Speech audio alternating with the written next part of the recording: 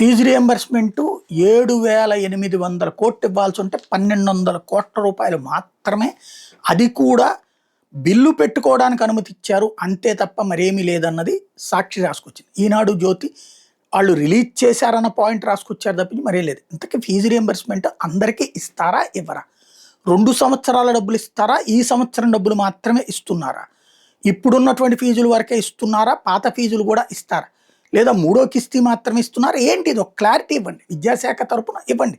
లోకేష్ గారు స్పందించాలి, విద్యాశాఖ కార్యదర్శి స్పందించాలి. అసలు ఎంత బకాయిలు ఉన్నాయి, ఎంత ఇస్తున్నారు?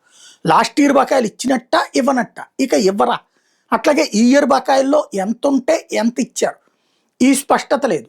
సాక్షి రాసింది సాక్షిదంటే వైసీపీ వాళ్ళు కూడా పట్టించుకోవట్లేదని వదిలేయచ్చు. కానీ ఇది గ్రౌండ్ లెవెల్లో పిల్లల జీవితాలతో ముడిపడి ఉన్నటువంటి అంశం, వాళ్ళ కుటుంబాలతో ముడిపడి ఉన్న అంశం. మన పత్రికలే మాత్రం చదివి బ్రతకరు వాళ్ళు. మన పత్రికలు మొత్తం కలిపిన బాధితులంత సంఖ్య లేదు. కాబట్టి ఒకసారి ఆలోచించుకుని సమాధానం చెప్పాల్సిన అవసరం ఉంది.